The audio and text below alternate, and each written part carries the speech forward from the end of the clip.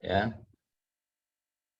Assalamualaikum warahmatullahi wabarakatuh. Waalaikumsalam warahmatullahi wabarakatuh. Waalaikumsalam warahmatullahi wabarakatuh. Baik, hari ini kuliah kita yang ke-14 ya, artinya yang pertemuannya ya, artinya 2 sampai jam 10 nanti ya Bu Ayu. Iya Pak. Oke, jadi Bapak Ibu, saya akan coba menjelaskan ada satu buku tentang perencanaan strategik yang bisa jadi pegangan Bapak Ibu untuk bagaimana melakukan sebuah proses perencanaan strategik step by step ya, step by step. Nah, tapi sebelum itu saya juga akan jelaskan dulu sebenarnya dalam perencanaan strategik itu ada 2 yang paling penting, yaitu ada namanya best practice dan ada namanya benchmarking. Jadi dua-dua itu penting ya, penting kita lakukan.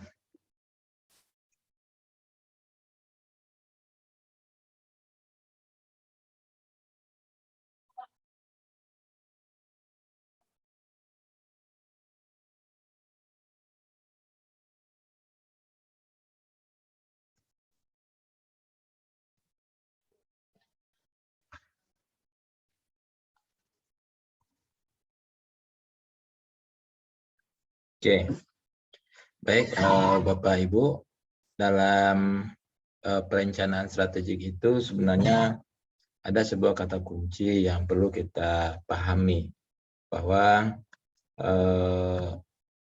tujuan kita membuat perencanaan strategik itu tentu adalah continuous improvement.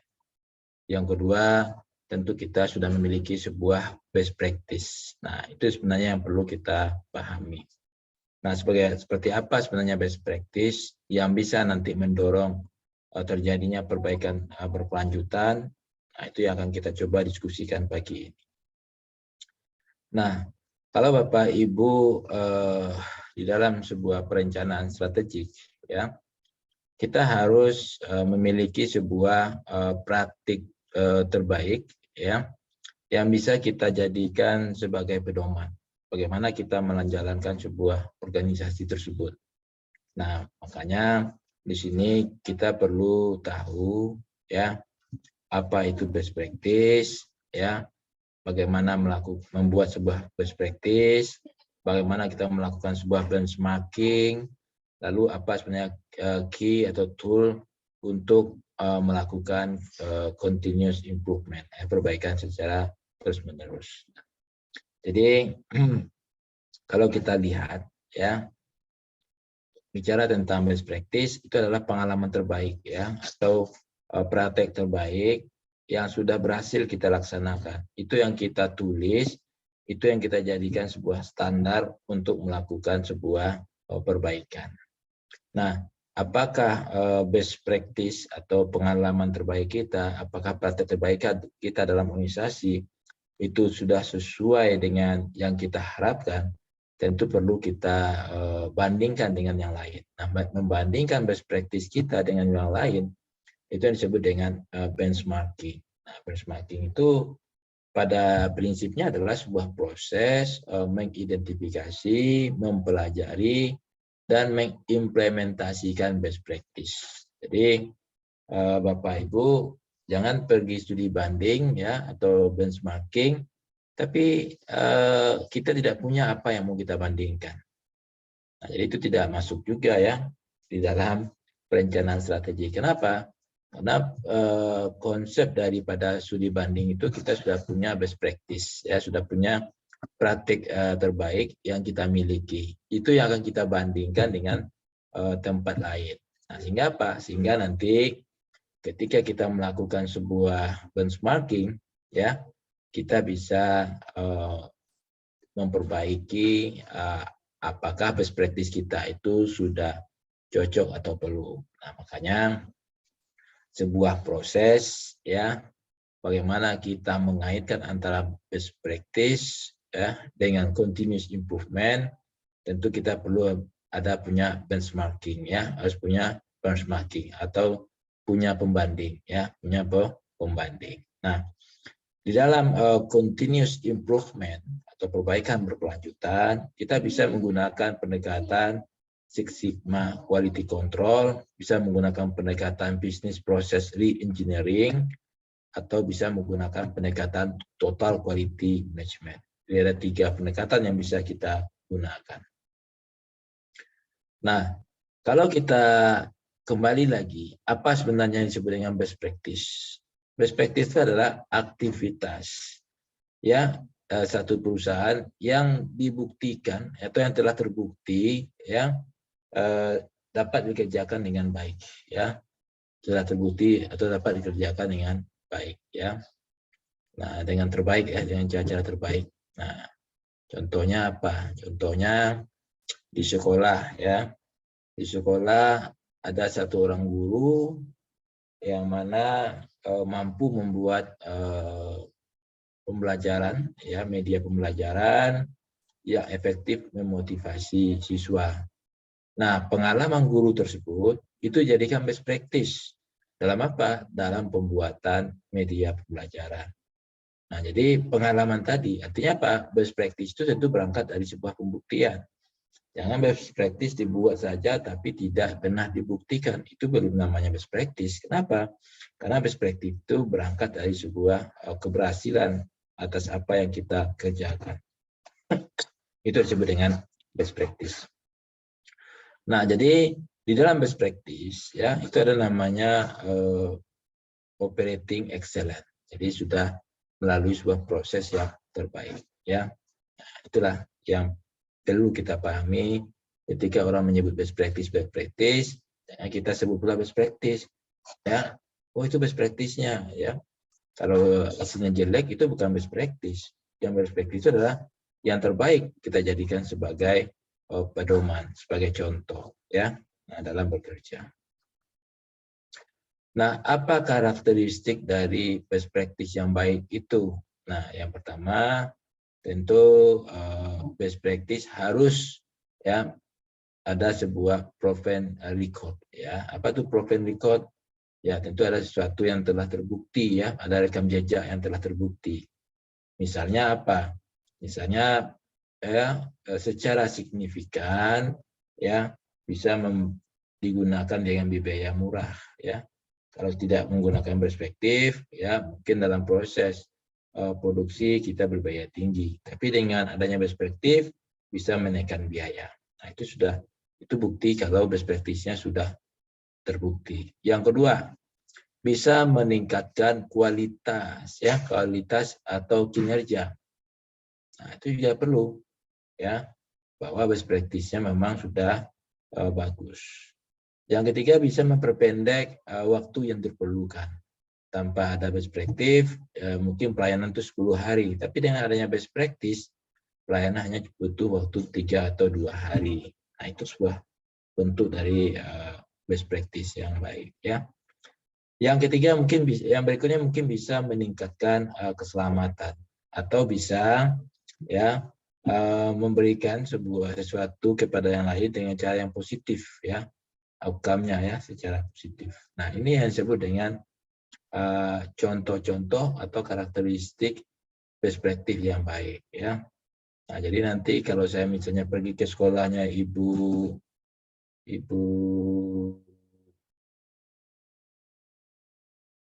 Delvia ya, atau ke Ibu yang di Payakumbuh ya, apa lagi? Ibu, saya lupa nama satu lagi.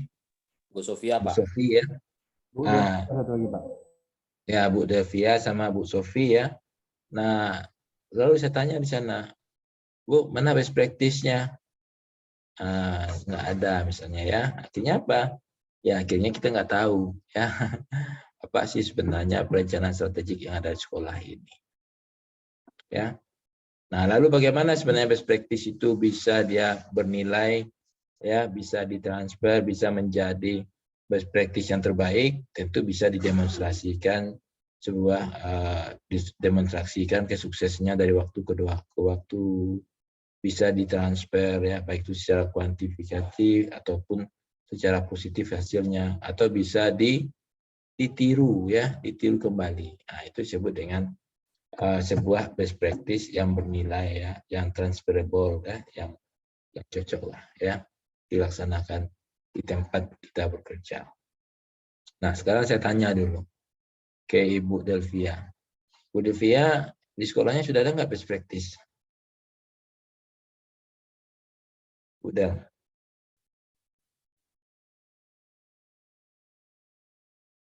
Ya, Bu Delvia.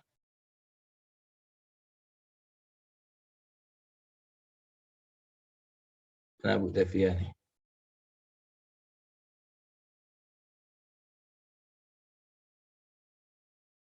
Bu Sofi lah. Bu Sofi, di sekolahnya udah ada nggak best practice? Ya Pak, mungkin terstruktur seperti yang Bapak sampaikan tadi belum bisa dijelaskan, tapi kami pernah melakukan ujian yang berbasis komputer ke ujian yang berbasis kertas ke ujian berbasis komputer dengan menggunakan aplikasi sendiri.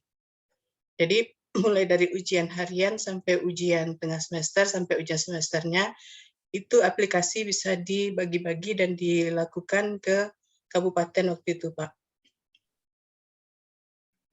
Apakah itu sudah termasuk best practice, Pak? Sudah ditulis enggak? Sudah ada pedomannya enggak? Artinya kalau dia hanya di kepala itu bukan best practice ya. Best practice itu tentu dia sudah ditulis, sudah ada pedomannya ya. Sudah ada enggak? Itu masuk ke dalam apa, Pak? Yang di kurikulum di KTSP itu saja yang dibuatkan, tapi dalam bentuk makalah best practice-nya belum. Ya, jadi best practice itu bisa kita buat dalam bentuk pedoman kerja ya, yang terbaik gitu ya. Misalnya kalau di sekolah ibu itu ada seorang guru yang bisa membuat media pembelajaran yang paling efektif dalam memotivasi siswa misalnya. Nah, pengalamannya dia tadi itu yang kita kodifikasi, yang kita terjemahkan menjadi sebuah SOP, yang menjadi sebuah prosedur atau menjadi sebuah panduan. Nah, sehingga apa? Nah, sehingga nantinya Bapak Ibu tentu ketika ada guru yang mau membuat media, sudah ada best practice-nya, sudah ada contoh terbaiknya atau praktik terbaiknya seperti apa cara membuat media pembelajaran yang bermanfaat atau bisa memotivasi siswa misalnya ya. Nah, tapi kalau adanya cuma dalam pikiran kita, dia belum jadi best practice ya, best practice. Karena best practice itu perlu ditulis ya, perlu dituangkan dalam sebuah pedoman, dalam sebuah SOP kah, atau dalam sebuah prosedur kah, sehingga apa? Sehingga itu bisa bernilai, bisa transferable, ya, bisa dia didemonstrasikan dan sebagainya. Nah, tapi kalau belum, tentu kita tidak akan bermanfaat, ya, pengalaman-pengalaman tadi. Nah, jadi begitu. Memang belum tertulis seperti itu, Pak. Ya, banyak yang bisa kita buat best practice-nya ya. Misalnya penjaga sekolah, ya. Nah, itu perlu juga, atau bimbingan konseling, harus ada best practice-nya ya. Atau apa lagi di sekolah itu ya. Atau guru mengajar harus ada best practice-nya ya. Atau praktek labor harus ada best practice-nya. Supaya apa? Supaya nanti sekolah itu bisa lebih baik. Nah, misalnya dalam kelas praktek misalnya ya, Ibu punya best practice, nanti cari benchmarking-nya. Seperti apa sih sebenarnya kelas praktek itu dikelola dengan baik. Ya, sehingga apa? Sehingga pembelajaran kita itu memang sesuai dengan harapan yang tertuang dalam tujuan pembelajaran, baik itu di dalam RPP-nya ataupun dalam apa gitu ya. Nah, itu harus ada best practice-nya. Ya, terima kasih, Pak. Ya. Insya Allah nanti ke depannya dengan kita membuat SOP, best practice seperti itu, tertuang dalam SOP itu akan menjadi nilai lebih untuk sekolah ya, Pak. Ya, karena sekolah yang baik itu tentu dia punya best practice, Bu ya. Jadi kenapa sekolah-sekolah top itu di dunia itu orang banyak pergi studi banding di sana, yang kita studi bandingkan itu kan best practice-nya, pengalaman terbaiknya yang mau kita ambil ya dah. Lalu dibandingkan dengan pengalaman terbaik kita. Jadi jangan nanti kita kalau pergi studi banding hanya jalan-jalan aja ya enggak. Yang kita sudah bandingkan itu best practice kita. Bandingkan dengan punya orang lain.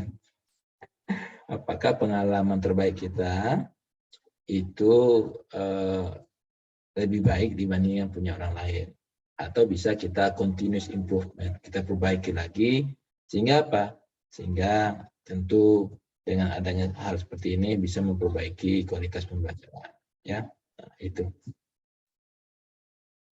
Oke. Berarti buat membuat publikasi ilmiah juga best practice guru juga ya Pak ya? Best practice itu bisa juga guru yang sudah sukses membuat PTK misalnya ya. Lalu guru tersebut mencoba membuatkan pengalaman terbaiknya bagaimana membuat karya ilmiah yang paling efektif, efisien, tapi bisa dipublikasi di dalam jurnal-jurnal tercinta misalnya, atau jurnal internasional berreputasi. Nah, itu juga perlu best practice-nya. Misalnya dalam latar belakang apa yang harus ada, di dalam literatur apa yang harus ada, di dalam metode apa yang harus ada, sampai nanti hasil dan kesimpulan. Lalu bagaimana mencarikan referensinya dan sebagainya. Nah, itu juga perlu kita diskusikan. Kita buat best practice-nya. Terpakai sama guru-guru lain nanti Pak ya? Pengalaman terpakai ya? Ya, jadi bisa itu menjadi pedoman bagi guru-guru lainnya. Ya, nah, itu yang disebut dengan best practice. Ya, kalau best practice itu ada di kepala, itu namanya bukan best practice. Ya, itu namanya masih dalam pikiran. Ya, itu masih mindset. Ya, kalau mindset itu ya susah. Itu kan cara pikir kita aja baru. Kapan cara pikir kita itu bisa jadi best practice? Kalau sudah kita buktikan. Ya, bagaimana membuktikannya? Tentu ada rekodnya. Kalau Bapak Ibu mau ambil contoh ke Ibu Sofia sebagai kepala sekolah yang baik, nah, tentu Bu Sofia dia sudah menuangkan pengalaman-pengalaman beliau dalam sebuah buku kah, dalam sebuah prosedur kah, dalam sebuah SOP kah, atau dalam sebuah pedoman bagaimana mengolah sekolah untuk menjadi sekolah berprestasi misalnya. Nah, itu nanti dibuktikan ya bahwa sekolah Bu Sofia itu memang berprestasi. Sehingga nanti ketika orang datang berkunjung ya orang akan melihat seperti apa best practice yang diterapkan di sekolah itu. Dan begitu Bu Sofia ya. Itu yang disebut dengan itu yang disebut dengan pentingnya perencanaan strategik. Itu ujungnya adalah kepada continuous improvement ya. Continuous improvement itu dari mana sumbernya? Tentu dari adanya best practice, adanya benchmarking. Benchmarking itu adalah pembanding kita. Kapan Pak Afrizal dikatakan lebih baik dibandingkan Pak Zulkarnain ya dalam hal pakai kacamata misalnya enggak? Nah, mungkin ada best practice-nya ya. Kalau Pak Zulkarnain pakai kacamatanya agak ke bawah sedikit. Nah, kalau Pak Afrizal pas itu ya enggak? Nah, itu dibuatkan pengalaman-pengalaman seperti itu ya enggak? Ya Pak Zulkarnain ya. Nah, hidup itu memang butuh contoh gitu ya. Nah, kalau orang Minang sudah ada filosofinya, best practice-nya ya enggak? Ya. Guru karena bana ya enggak? Mencontoh karena sudah ya. Itu kan konsep dari continuous improvement ya, konsep daripada best practice. Ya. Udah sukses orang baru kita lihat, oh ternyata gitu sukses ya. Bisa pula kita ya enggak? Tapi dia tidak mau mencoba, itu pula kelemahannya. Ya, dia tidak mau sebagai pionir, dia lebih suka sebagai follower ya. Tapi tidak apa-apa. Itu adalah pendekatan dengan menggunakan best practice. Oke. Kita lanjut. Izin Pak. Yep. Terkait dengan best practice itu, apakah profesinya itu tertentu atau bisa dipakai untuk umum Pak? Ya, best practice itu dia tidak ada profesinya ya. Artinya semuanya tidak ada gitu. Tidak ada. Best practice itu untuk semuanya. Maka saya nanti akan menjelaskan ada sebuah buku tentang perencanaan strategik untuk non-profit, untuk profit dan untuk bisnis dan sebagainya ya. Jadi best practice termasuk di Bandes misalnya. Bandes itu dia harus punya, atau Bunak lah misalnya ya. Di Bunak itu dia harus punya best practice sebenarnya. Ya, bagaimana contoh pengolahan keuangan yang terbaik. Nah, itu harus dibuatkan berdasarkan pengalaman bahwa dengan seperti ini keuangan kita lebih baik dibandingkan keuangan sebelumnya. Lalu kita perlu benchmark Bunak lain yang juga lebih baik dalam penerapan pengolahan keuangan. Nah, itu bisa kita jadikan sebuah pedoman. Ya, bisa kita jadikan sebuah pedoman. Nah, jadi best practice yang terbaik itu ya memang di semua sisi ya. Di rumah pun kita juga perlu buat best practice ya. Kalau untuk mendidik anak misalnya seperti apa yang terbaik, yang paling mudah ya. Nah, kita buatkan best practice seperti apa. Ya. Nah, jangan ditakut-takuti aja gitu ya. Nah. Jadi best practice itu tidak hanya pada satu aspek tapi semua. Ya. Kenapa? Karena best practice itu adalah berdasarkan pengalaman terbaik kita, itu yang kita tulis, yang kita kodifikasi, dan itu yang menjadi dasar kita untuk melakukan pekerjaan selanjutnya. Kalau dia belum baik, kita adakan continuous improvement, perbaikan terus-menerus. Ya. Nah, begitu Pak Mahyudin. Jadi Pak Mahyudin juga perlu membuat bagaimana pengolahan bonek yang baik itu.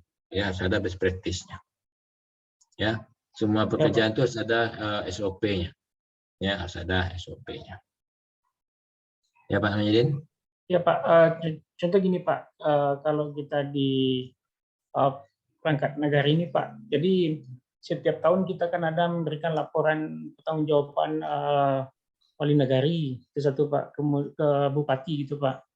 Kemudian laporan tentang keuangan, gitu. Apakah itu bisa dikatakan termasuk best practice, gitu, Pak? Bagaimana tuh, Pak? Ya, kalau dia berupa laporan kinerja, itu bukan best practice.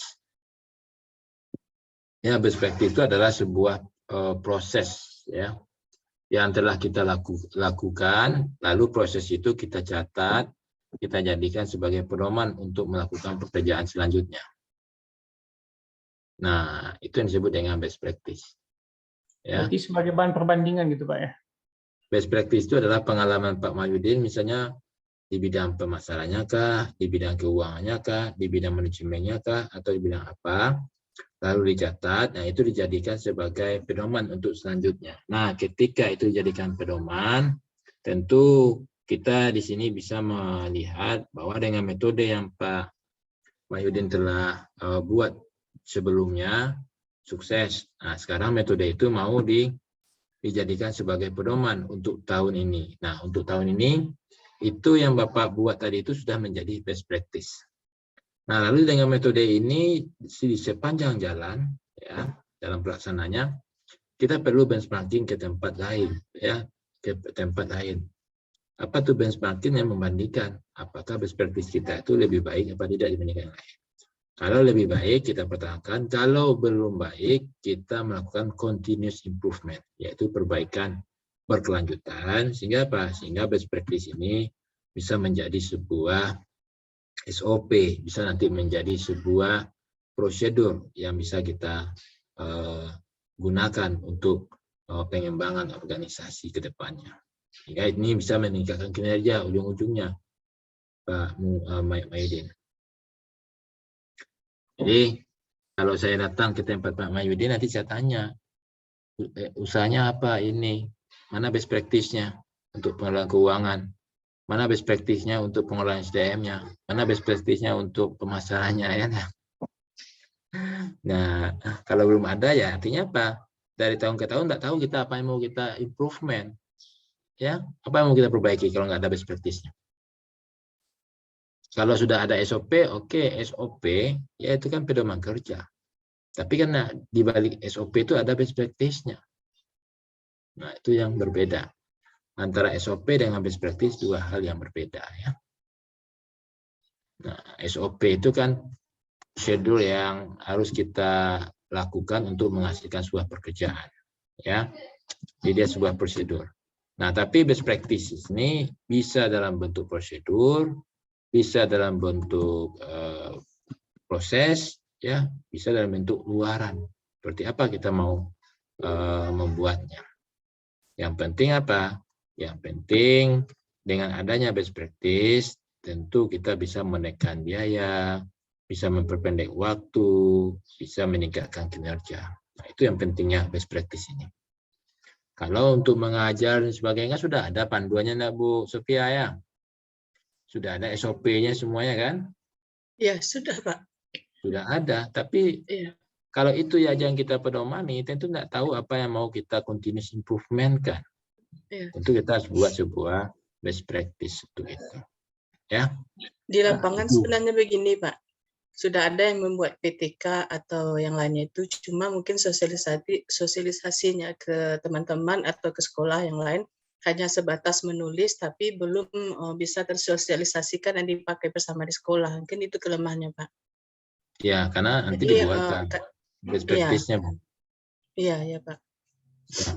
Di internet kan banyak itu contoh-contoh membuat best practice ya. Bisa nanti diambil salah satu contohnya. Ya. Jadi dari PTK yang sudah dibuat guru kan berarti itu kan pengalaman yang sudah dilakukan oleh guru tuh Pak. Cuma karena belum dibuatkan best practice-nya, belum bisa dijadikan sebuah keunggulan di sekolah. Jadi hanya sebatas administrasi untuk naik pangkat saja kayaknya baru Pak. Jadi kedepannya mungkin itu yang lebih diperhatikan lagi. Nah, satu lagi Pak, berarti dari best practice itu akan muncul SOP kan Pak? Bisa dijadikan muncul SOP. Bisa jadikan pedoman, bisa jadikan SOP nantinya ya. Nah, tapi SOP memang di perusahaan-perusahaan yang besar itu memang berdasarkan best practice Bapak Ibu ya. Jadi dia berdasarkan pengalaman terbaik dia, itu yang menjadi SOP-nya. Ya. Nah, mungkin itu yang akan kami lakukan lagi Pak. Ya. Jadi, terima kasih Pak. Misalnya dalam media pembelajaran, siapa yang menjadi best practice-nya, apa yang terbaik ya.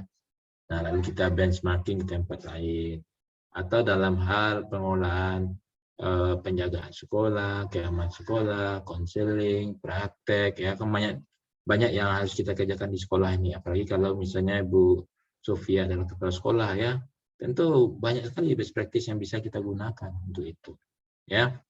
Makanya Bu Sofia juga perlu benchmarking ke sekolah-sekolah unggul lainnya kan. Sehingga apa? Sehingga pengalaman terbaik di sekolah Ibu Sofia itu bisa juga ditransfer ke sekolah lain, atau kita bisa membandingkan sejauh mana pengalaman kita itu bisa membantu kinerja sekolah kita. Begitu ya Bu Sofia. Nah, karena saya orang strategik ya Bu ya, memang seperti itu. Dan lalu kalau Bu Sofia tanya, Pak Franky sudah buat itu di tempatnya. Saya sudah melakukan Bu Sofia ya, tahun 2001 kemarin indikator kinerja utama saya itu yang terbaik nomor 1 ya Bu ya. Dalam ya capaian IQ-nya ya, dapat hadiah dan sebagainya. Kenapa? Karena kita punya best practice ya, seperti apa untuk mencapai IQ lulusan misalnya, IQ kinerja dosen dan sebagainya. Itu kita buat best practice-nya. Ya. Jadi ya misalnya di tempat saya kita harus menaikkan jumlah dosen yang pangkatnya lektor kepala.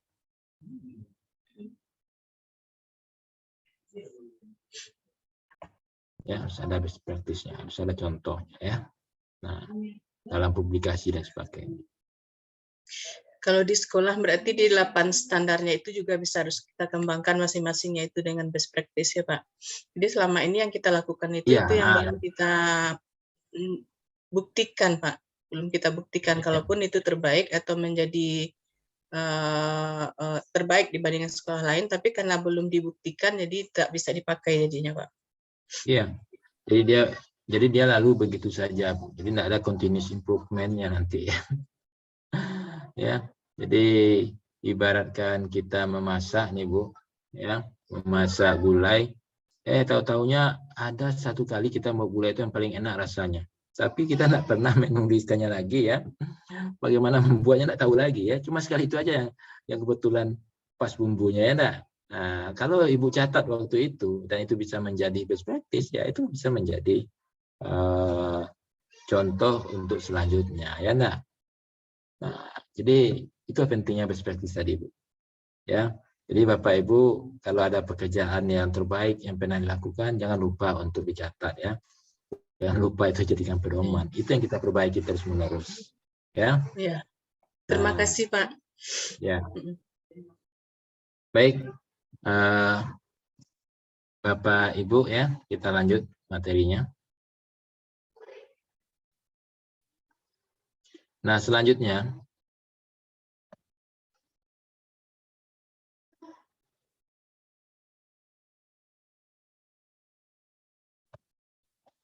Bapak Ibu udah kelihatan? Udah Pak. Oke. Nah, selanjutnya setelah kita punya best practice ya, kita harus melakukan sebuah benchmarking ya. Benchmarking ya, membandingkan dengan tempat lain. Nah, di sini bagaimana kita bisa membandingkan di tempat lain itu? Apa yang perlu kita bandingkan ya?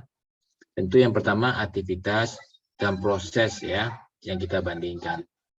Ya, prosesnya seperti apa atau aktivitasnya seperti apa.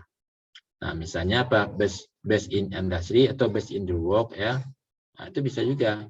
Apakah nanti Bapak Ibu itu menjadi yang terbaik di industrinya atau yang terbaik di dunia ya, performa yang kita targetkan. Atau di sekolah tadi Bu Sofia kita sudah bandingkan menjadi SMA yang terbaik di Payakumbuh atau di 50 kota misalnya ya. Nah, itu target daripada best practice. Nah, lalu yang paling penting lagi ya, dalam pelaksanaan benchmarking ya, kita harus bisa melakukan namanya modified atau edited ya, sesuai antara apa yang kita sudah dibandingkan dengan kebutuhan organisasi kita.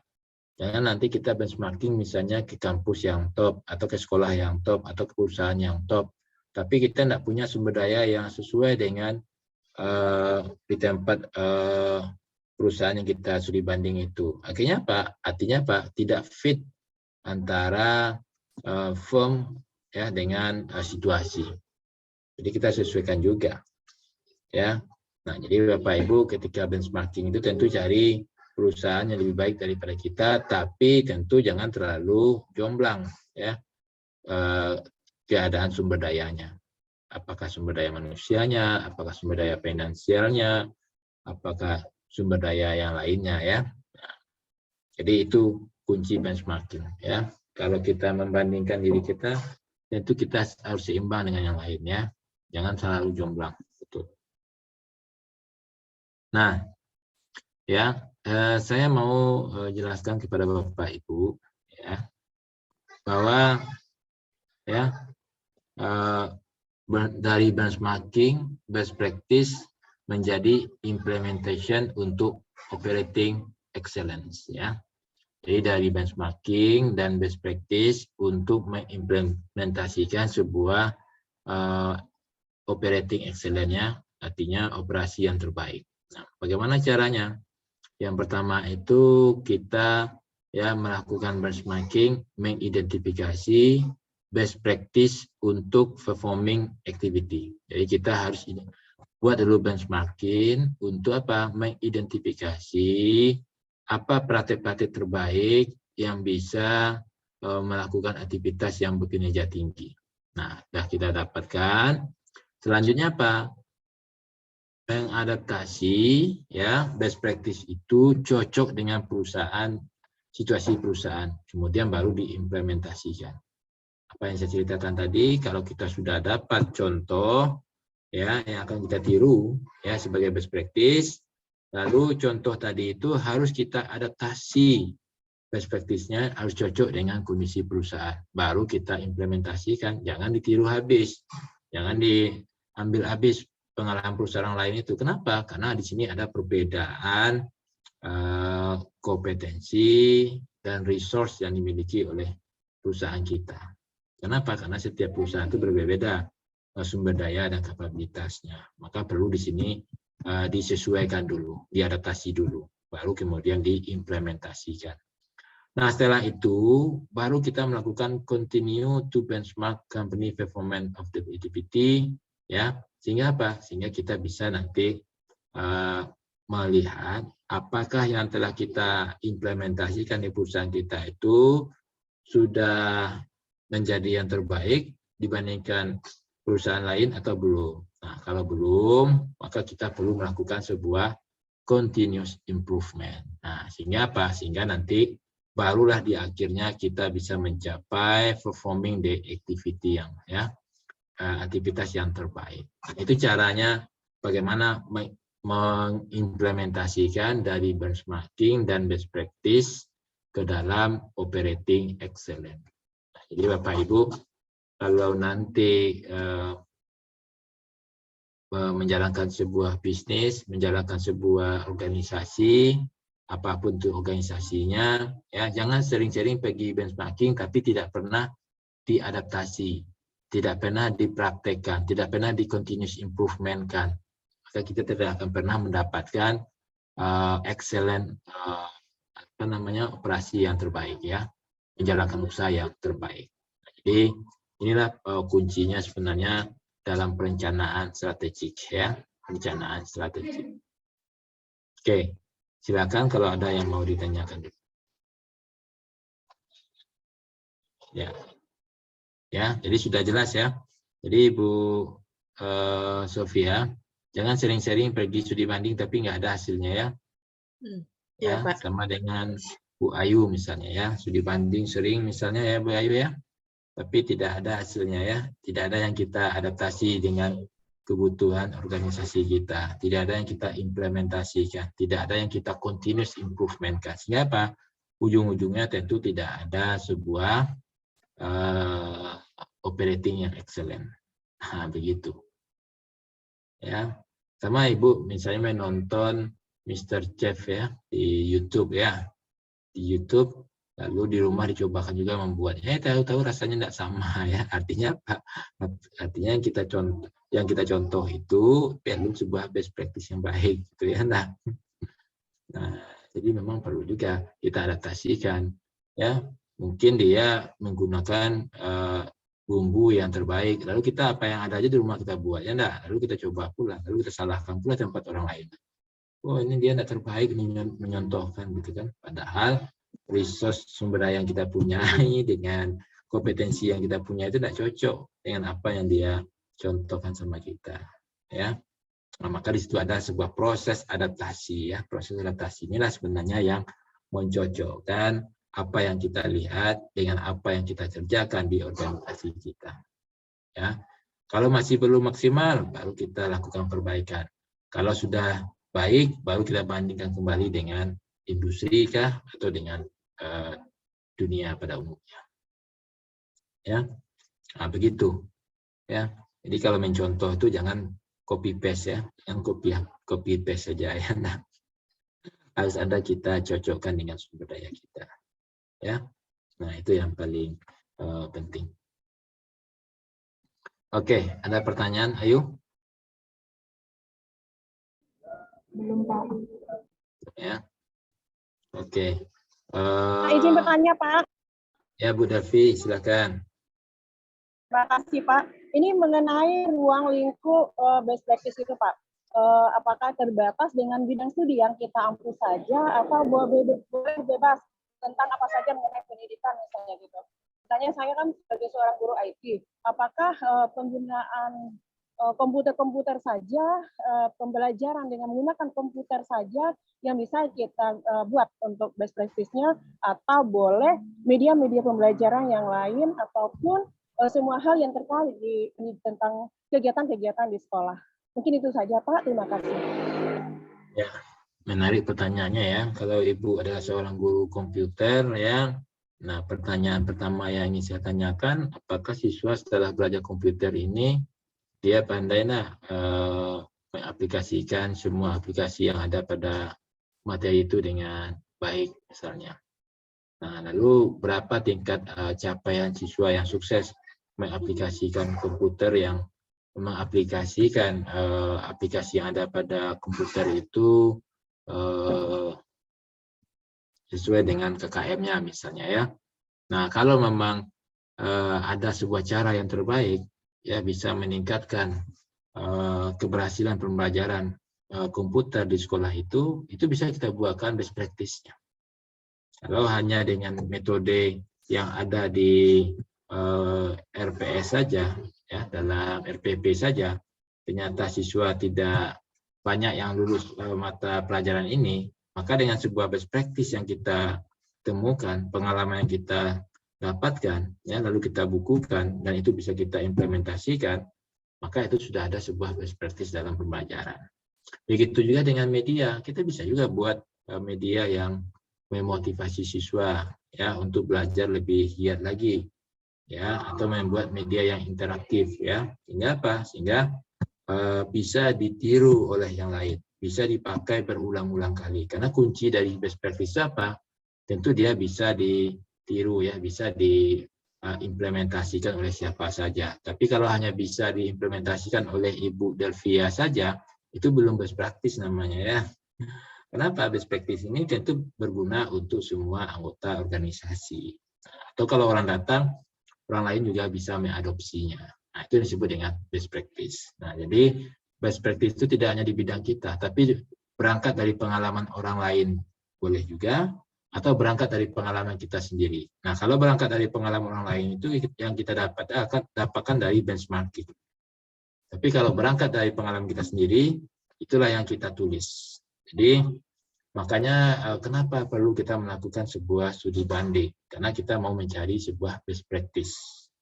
Ya, seperti apa misalnya mengajar yang baik, seperti apa mengelola labor yang baik, seperti apa mengelola perpustakaan yang baik, maka kita perlu studi banding ke tempat-tempat yang sudah sukses melaksanakan kegiatan atau aktivitas pembelajaran, aktivitas perpustakaan dan sebagainya.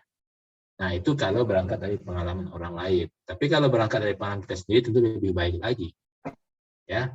Nah, yang penting Bapak Ibu harus punya best practice di perusahaannya, di organisasinya, atau di sekolah. Ya, jangan sampai tidak ada best practice-nya. Kalau tidak ada gimana Bapak Ibu? Ya tentu organisasinya itu saja. Yang Ibu kerjakan ya seperti itu aja. Nggak tahu apa yang mau di continuous improvement kan. Nggak tahu apa yang mau diperbaiki gitu ya. Kenapa? Karena sudah ada dalam SOP semuanya. Nah, akhirnya apa? Dari tahun menahun kita kerjanya seperti itu aja. Ya.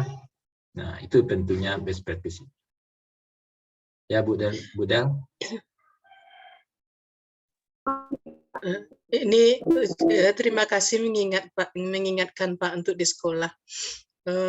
Ini terkait juga dengan perubahan kurikulum yang ada di sekolah dengan kurikulum prototipe, berarti kan harus ada kreativitas dan inovatif dari seluruh warga sekolah. Apakah itu dari 8 standar itu nanti akan kita buat best practice dari semua standar itu sehingga ada perubahan dari tahun ke tahun apa yang dilakukan oleh sekolah. Terima kasih, Pak.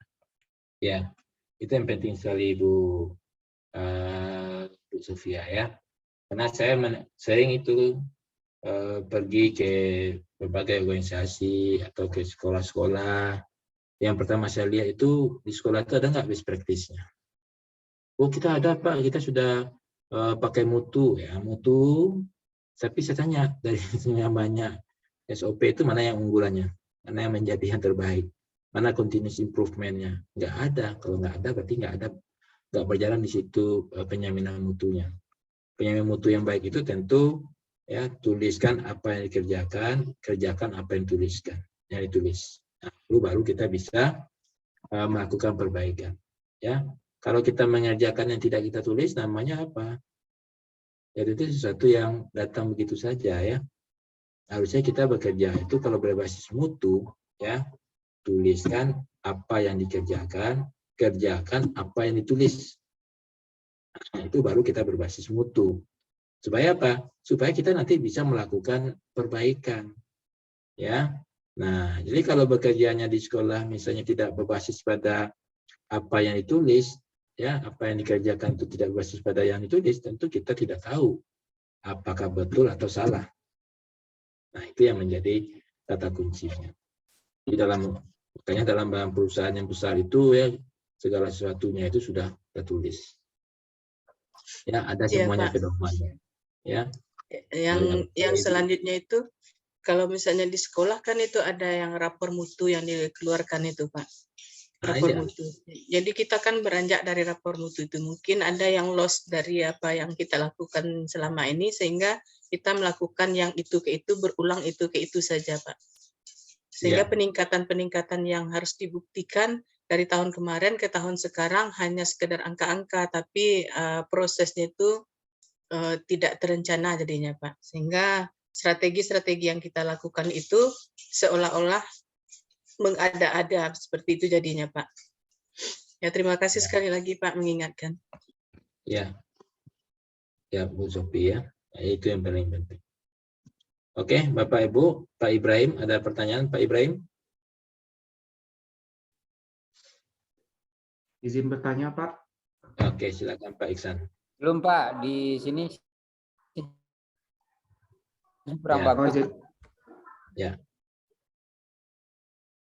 Jadi Pak, untuk definisi best practice ini itu terbatas kepada konsep yang sama, tapi kita lakukan dengan cara yang berbeda, atau bisa jadi dengan inovasi atau ide yang berbeda, tapi untuk tujuan efisiensi dan efektivitas. Ini dua hal yang berbeda atau bisa dikategorikan best practice, Pak? Antara inovasi, yang mana konsepnya berbeda, tapi tujuannya untuk efisiensi dan efektivitas, atau hanya untuk konsep yang sama, tapi caranya untuk efisien dan efektivitas. Itu, Pak. Ya, makasih Pak Iksan ya. Pertanyaannya menarik sekali. Bahwa kalau kita bicara tentang best practice, ya, tentu ujungnya adalah peningkatan kinerja. Nah, di sini peningkatan kinerja tentu ada sebuah inovasi.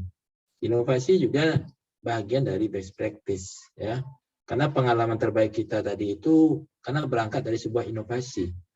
Kalau Bapak Ibu dulu bekerja sesuai SOP, tapi dalam prakteknya Bapak Ibu menemukan cara yang terbaik, ya, melebihi dari SOP. Nah, kan itu yang kita jadikan sebuah best practice. Artinya apa? Best practice yang baik itu tentu berangkat dari sebuah inovasi yang kita lakukan. Tapi tidak melalui hal-hal yang sudah rutin. Kalau melakukan hal-hal yang rutin, tidak ada inovasi, tentu tidak ada best practice yang baik, gitu kan. Jadi best practice itu adalah berangkat dari inovasi. Karena ujung dari sebuah proses itu kan efisien dan efektif ya, kalau dalam manajemen ya. Tentu kalau dengan best practice tentu tercapai yang namanya efisien dan efektivitas. Nah, jadi bisa best practice itu dari kerjaan yang rutin, kita carikan hal-hal yang barunya, bisa dengan menciptakan hal-hal yang baru untuk meningkatkan kinerja. Jadi best practice itu tidak terkungkung oleh hal-hal yang bersifat rutin saja, tapi bisa hal-hal yang bersifat inovasi. Yang tidak ada selama ini panduannya bisa kita buatkan. Itu sudah masuk dalam best practice. Jadi dia tidak hanya pada rutinitas, tapi juga bisa hal-hal yang bersifat inovasi. Ya.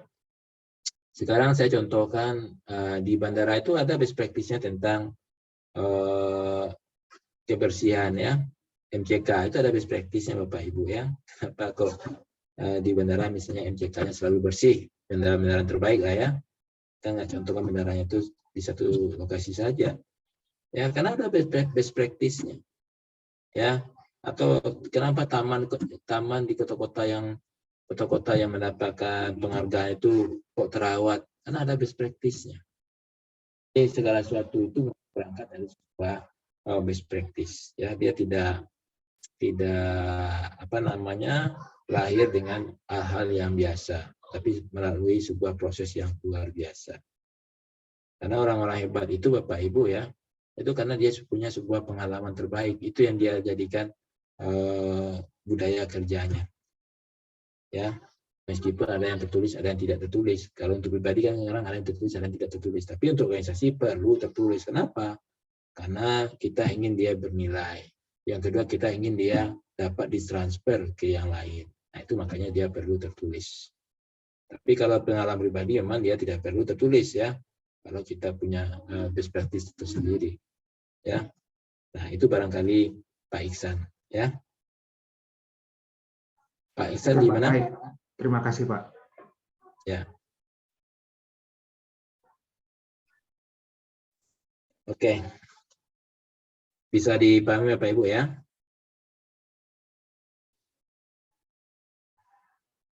Nah, selanjutnya kita coba yang berikutnya kita mau lihat ya bagaimana melakukan proses best practice itu, apa yang perlu kita lakukan. Nah, yang selanjutnya adalah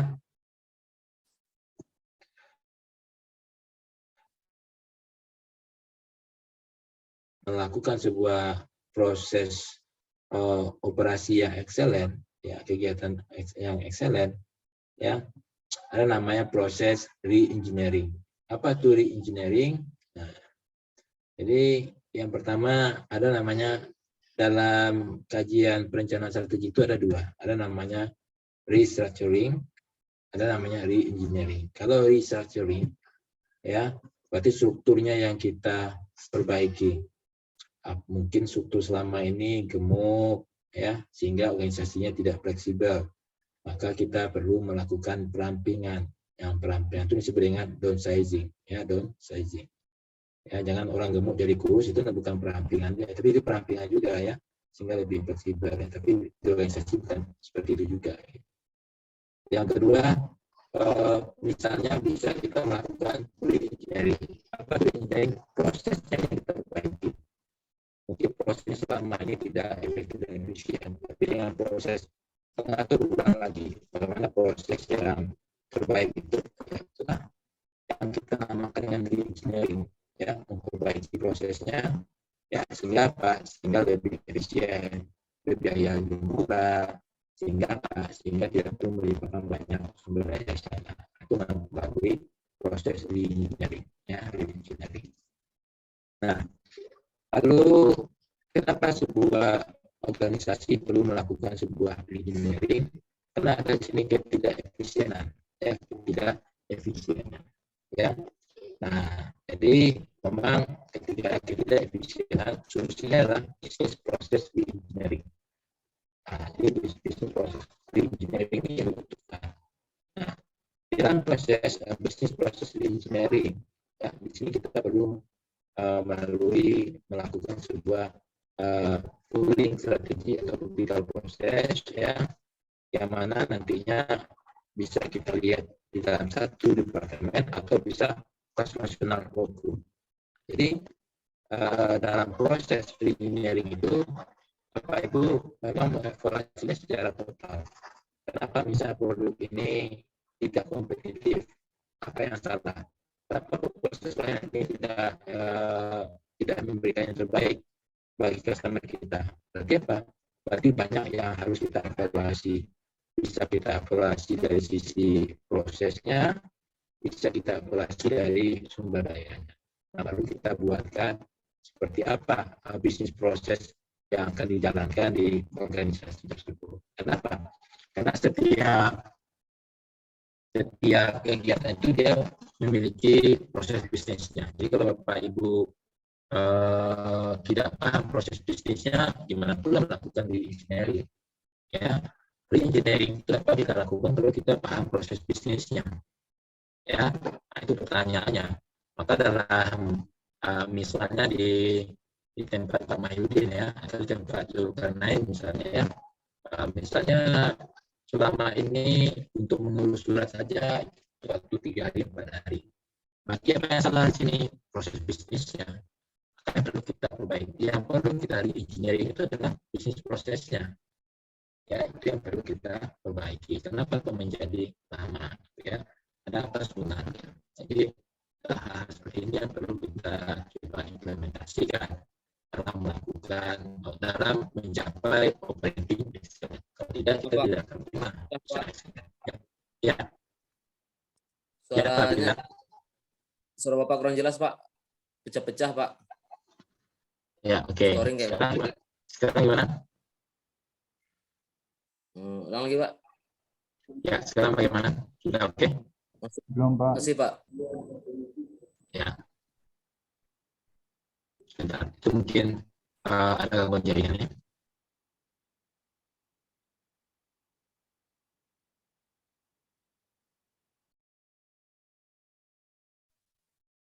Oke, sekarang bagaimana suara saya? Bapak Ibu? Pak. Sama? Sama, Pak. Sinyalnya penuh. Sudah dibicara ya? Apakah ada masalah ini? Oke, sekarang bagaimana? Bagus, Pak. Lumayan, Pak. Oke, sekarang bagaimana? Bagus, Pak. Sudah bagus ya? Sudah, Pak. Oke. Memang teknologi ini tidak selalu pintar juga. Ada masa-masanya dia lemot juga itu. Oke. Jadi itu tadi yang kita diskusikan, bahwa ketika kita melakukan sebuah re-engineering, ya re-engineering itu artinya menata kembali ya, menata kembali proses bisnis. Nah, maka ya kita harus paham dulu seperti apa proses bisnisnya. Misalnya Bu Ayu ya, kenapa ke Bu Ayu di bidang administrasi ya? Ya, Pak.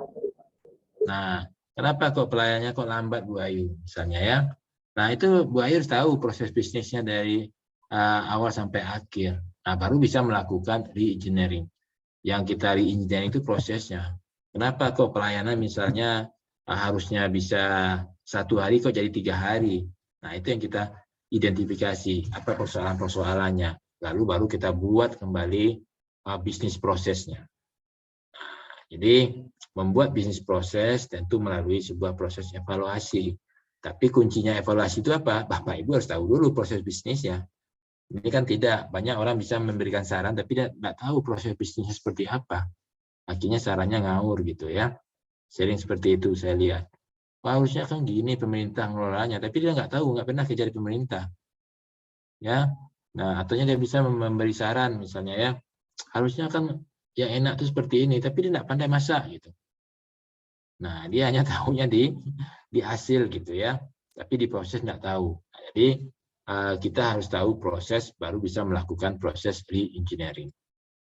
Nah, jadi itulah kuncinya kalau kita mau melakukan re-engineering. Jadi Bapak Ibu, seorang manajer ya yang inovatif tentu dia tahu proses bisnis. Makanya kalau Bapak Ibu ambil contoh di KFC misalnya ya, kalau Bapak mau jadi manajer di sana, Bapak harus berangkat dulu dari bawah, dari cleaning service-nya, dari kasir ya, sampai semua aktivitas itu Bapak Ibu paham, baru biasa diangkat jadi manajer.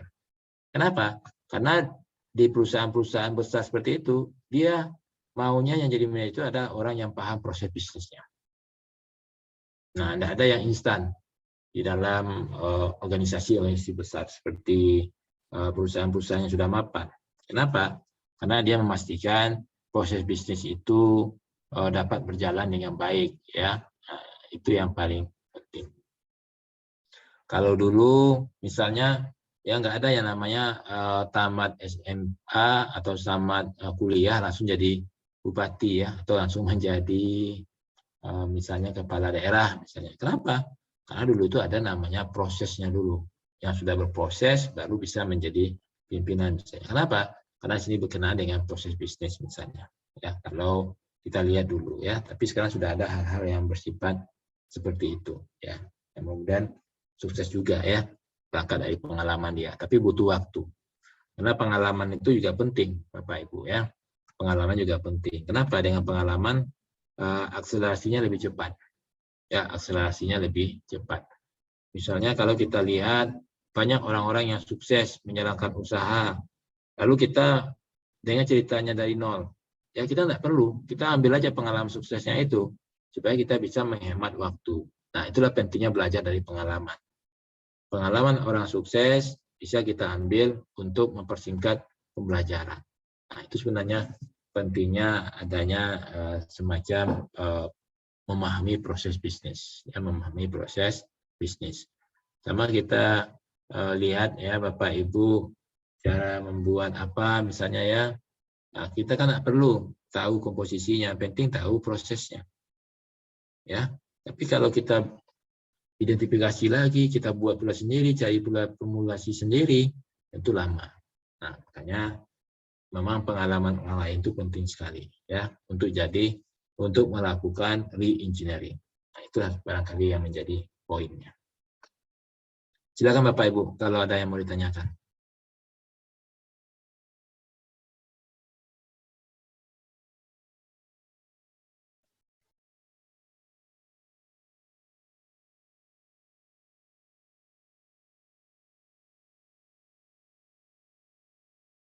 Oke, kalau tidak saya lanjut ya ke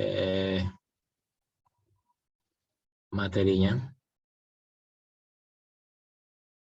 Sudah kelihatan Bapak Ibu?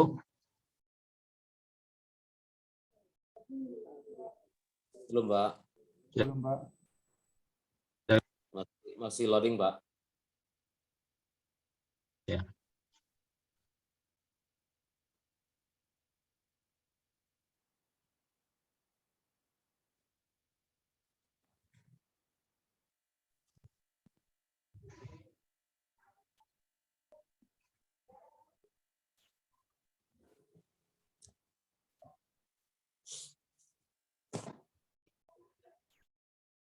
Sudah? Ya, Pak.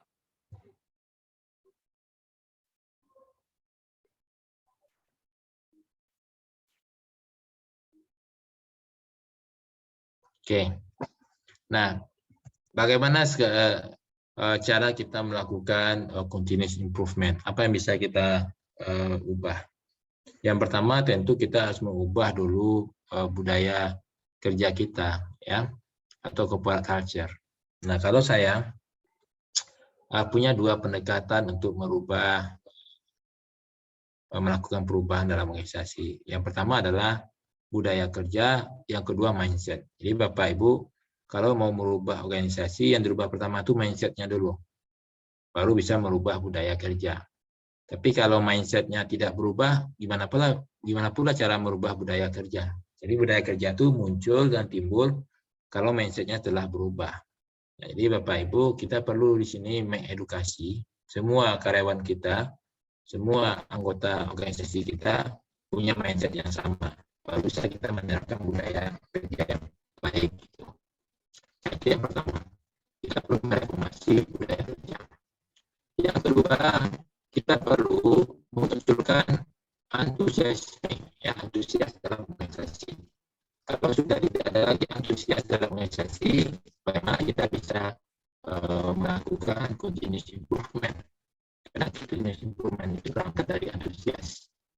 Ya, orang antusias untuk berkinerja, baru bisa kita melakukan continuous improvement. Nah, yang ketiga adalah kita harus bisa ya melakukan ya semacam capaian ya step by step setiap hari. Karena setiap hari ini kita nggak ada kinerja, besok ada, habis itu nggak ada kinerja, kita cocok dalam continuous improvement. Setiap hari kita harus punya progres secara kemajuan. Nah, itu bisa membuat kita mencapai kinerja yang baik. Ya. Nah, lalu begitu juga kita harus punya kreativitas, ya, untuk meningkatkan kinerja. Ya.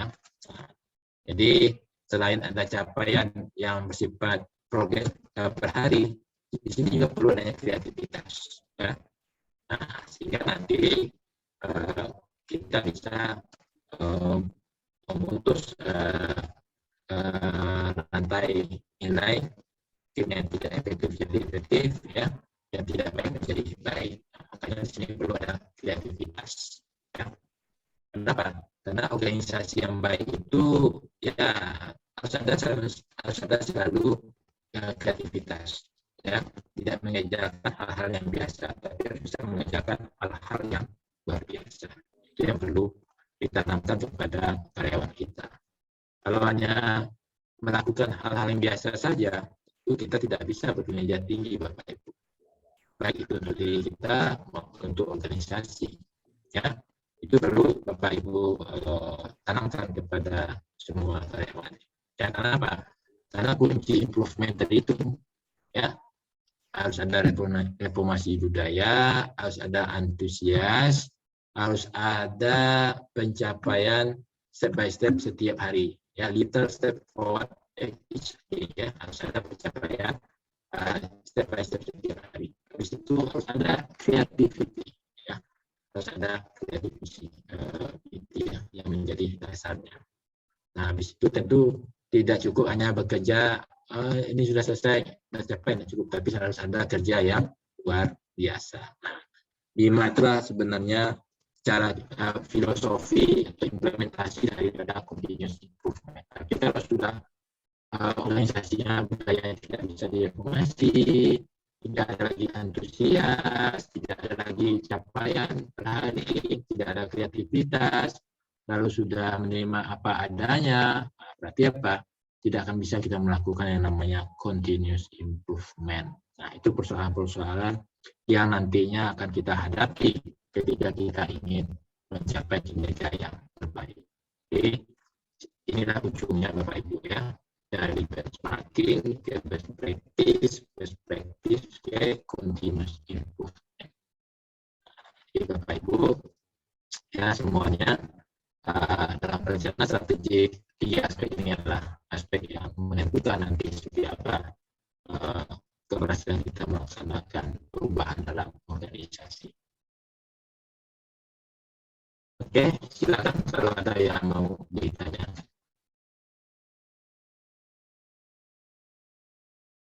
Gimana?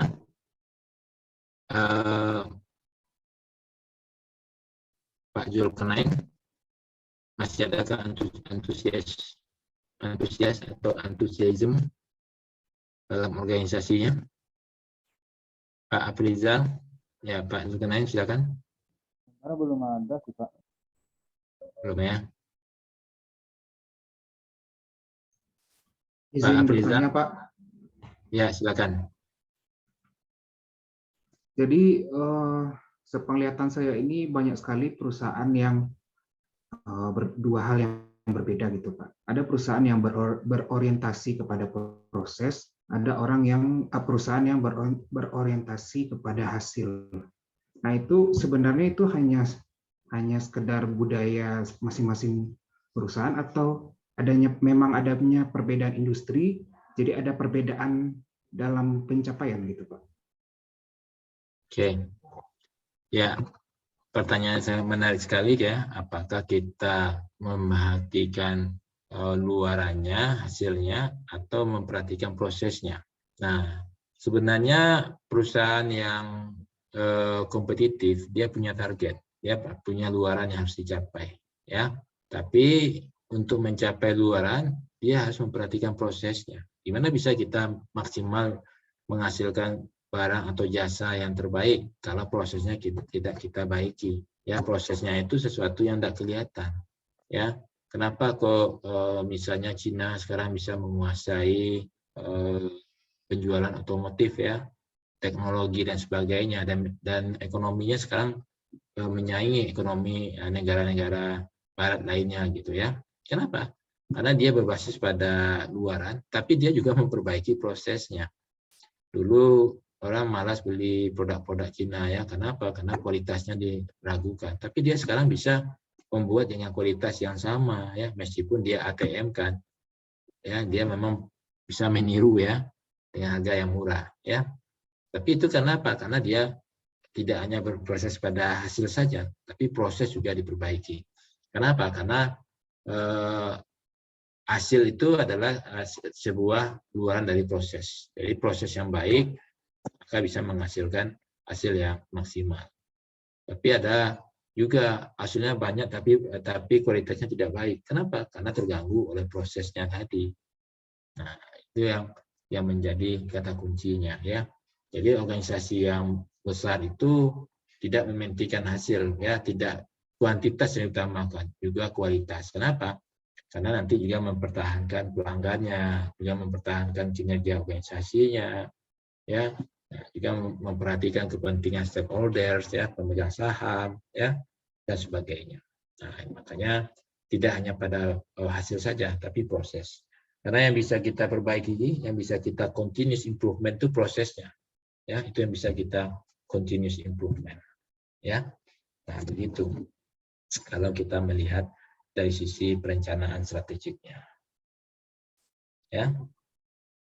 Ya Pak, cuman tapi ada juga secara proses berhasil gitu, dalam segi proses berhasil, tapi dalam endingnya tidak tercapai. Misalkan produksi tercapai tapi profit tidak tercapai. Ada juga yang profit tercapai tapi secara proses itu di luar dari SOP atau tidak sesuai lah. Tapi secara endingnya berhasil gitu Pak. Kan juga ada kita temui hal seperti itu Pak. Nah itu bagaimana? Ya, benar sekali pertanyaannya ya. Tapi ada sesuatu itu, tidak ada sesuatu itu yang kebetulan sebenarnya ya. Dalam organisasi semuanya pasti melalui sebuah proses. Ya, kasus yang pertama ya, prosesnya tidak baik tapi hasilnya tercapai. Ya, nah itu kasus yang pertama. Tapi itu tidak bisa dijadikan sebagai dasar untuk mencapai kinerja organisasi. Tapi ada prosesnya baik, hasilnya nggak tercapai, tidak kompetitif misalnya ya. Nah, jadi kalau kita melihat dalam konteks strategik itu kan melihat sesuatu itu kan secara komprehensif, tidak melihat secara parsial ya. Jadi strategic thinking itu ya, pemikiran strategik itu memang semuanya kita lihat, prosesnya kita lihat, hasilnya kita lihat ya. Proses tadi masuk di sana itu adalah resource dan capability ya, hasil di sana termasuk satu adalah kualitas ya. Habis itu apakah sudah berorientasi customer ya, apakah sudah kompetitif ya, itu masuk pada aspek hasil. Nah, itu kita evaluasi semuanya. Kalau seandainya apa yang disampaikan oleh Pak Iksan tadi ya, barang sudah melalui proses yang benar tapi tidak kompetitif, berarti apa? Berarti ada sesuatu yang tidak berorientasi kepada pelanggan. Berarti yang kita hasilkan belum berbasis pada keinginan dan kebutuhan pelanggan. Betapa hebatnya dulu contohnya Motorola ya, berhadapan dengan Nokia. Motorola itu adalah sebuah handphone dengan teknologi tinggi, harga murah, tapi tetap tidak dibeli oleh orang pilih adalah Nokia. Kenapa? Karena Nokia itu user friendly. Dia telepon genggam yang mudah digunakan oleh siapa saja. Sedangkan Motorola handphone teknologi tinggi, jadi rumit digunakan. Ya, waktu itu orang belum butuh yang smartphone, orang masih butuh handphone ya kalau bahasa sekarangnya tentu bodophone ya, bukan smartphone lagi, tapi dulu adalah bodophone. Tapi di masa itu adalah itu yang terbaik waktu itu, bisa kirim SMS-nya udah hebat ya enggak? Tapi sekarang tentu nggak sampai situ, itu hanya kebutuhan basic saja. Nah itu kasus kenapa Motorola dulu dia tidak bisa kompetitif, padahal prosesnya sudah baik, dia tidak berorientasi kepada kebutuhan pelanggan, kebutuhan konsumen. Konsumen yang butuh itu apa? Handphone yang user friendly, bisa digunakan dengan mudah. Satu kali pencet langsung ke pesan, satu kali pencet langsung ke kontak, bisa langsung menelpon. Tidak panjang prosedurnya, ya. Nah, itu salah satu dampak ya. Padahal prosesnya sudah benar. Produknya berteknologi tinggi, tapi tidak berorientasi kepada kebutuhan pelanggan. Pelanggan itu butuhnya bukan high tech, tapi butuhnya user friendly. Nah, itu satu contoh. Ya, salah satu contoh. Ya. Nah, dan sebaliknya sekarang Nokia ditinggalkan juga. Kenapa? Karena lambat berpindah. Ya, orang sekarang tidak butuh lagi fungsional produknya, tapi sudah pada augmented produknya. Fungsional produknya apa? Nelpon, kirim pesan. Sekarang orang sudah butuh tidak sebatas itu, harus bisa nonton YouTube, bisa aplikasi lain, ya, namanya smartphone. Nah, Nokia masih bertahan pada fungsional aja, ya, masih basicnya aja, produknya belum augmented produknya. Nah, jadi ini salah satu dampak kenapa perusahaan besar saja bisa gulung tikar, ya, bisa menjadi perusahaan kecil, ya, besar menjadi kecil, yang kecil jadi besar gitu ya, enggak. Sekarang Bapak Ibu kalau mau beli handphone jadul ya cari Nokia aja ya kan. Tapi kalau mau beli handphone yang smartphone, mau enggak beli Nokia? Mau enggak Pak Zul? Ada enggak dalam kepalanya mau beli handphone Nokia? Enggak Pak. Nah, enggak ada kan? Tapi kalau mau beli handphone jadul, mau nggak beli Nokia? Ya, jadi itu. Jadi itu satu contoh ya, besar jadi kecil ya. Nah, jadi itu harapannya kalau perusahaan jangan sampai seperti itu ya.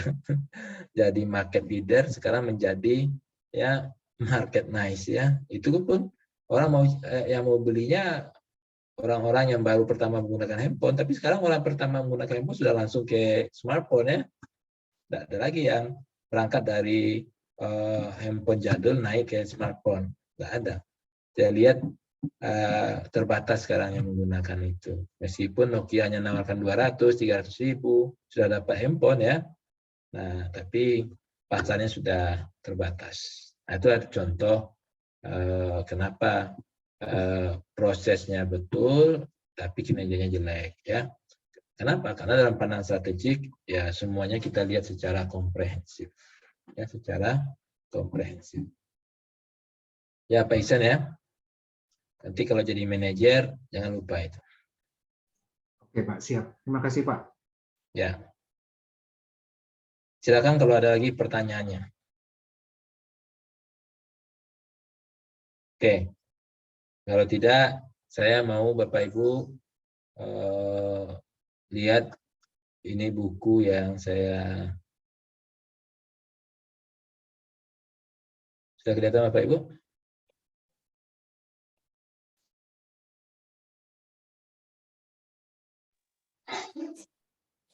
Sudah Pak. Sudah.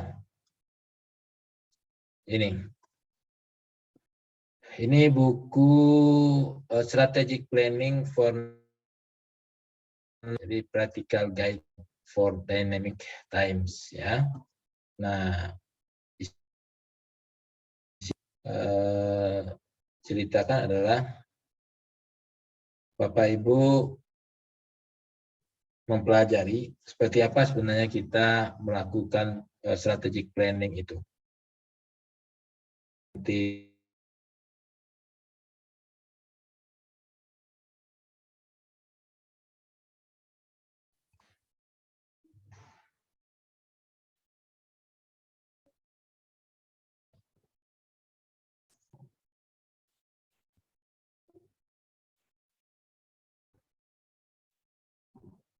Ada kelihatan Bapak Ibu? Bapak Ibu?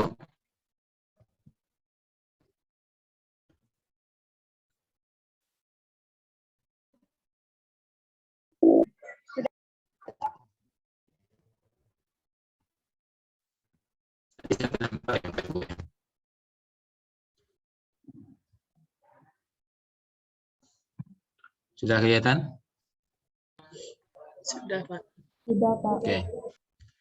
Jadi ini yang akan coba saya sampaikan ya. Nanti Bapak Ibu silakan baca buku ini ya. Yang pertama itu strategi dan planning. Mengapa kita perlu membuat perencanaan, apa itu strategic planning ya. Bagaimana kita bisa mencapai strategic planning yang efektif, apa itu strategi ya, apa itu strategic planning proses, dan apa-apa yang dipertimbangkan dalam melakukan strategic planning ya. Nah, jadi tahap pertama itu kalau kita mau membuat perencanaan ya, yang pertama itu kita bicara step up for success apa. Kita identifikasi dulu outcome-nya apa yang mau kita capai. Cek dulu kondisi untuk sukses. Lalu rencanakan berbasis pada data ya, antisipasi kebutuhan lain dan sebagainya. Jadi ini yang pertama dulu yang kita identifikasi. Jadi identifikasi dulu luarannya seperti apa. Lalu lihat kondisi kita. Nah, di step kedua, ya Bapak Ibu, di step kedua, kita lihat stakeholder engagement-nya seperti apa, keterikatan dengan stakeholder seperti apa, baik itu internal maupun eksternal. Nah, lalu baru kita pelajari bagaimana misi, visi, dan nilai yang kita anut. Ya, jadi Bapak Ibu, ini tahap pertama ya. Tahap pertama itu adalah ya step up for success, stakeholder engagement. Setelah itu baru pelajari misi, visi, dan value. Nah, lalu di bagian kedua, Bapak Ibu harus paham tentang lingkungan. Ya, seperti apa skenario yang ingin Ibu ciptakan. Karena untuk melakukan sesuatu itu perlu skenario Bapak Ibu ya, tidak bisa menjalankan sesuatu tanpa skenario ya. Nah, skenario penting ya. Kenapa? Karena itu cara kita untuk mencapai ya. Nah, lalu Bapak Ibu bisa lihat seperti apa teori perubahan dan program portofolio seperti apa. Di sini perlu adanya semacam need assessment ya. Supaya apa? Supaya program tadi bisa efektif, bisa kompetitif ya.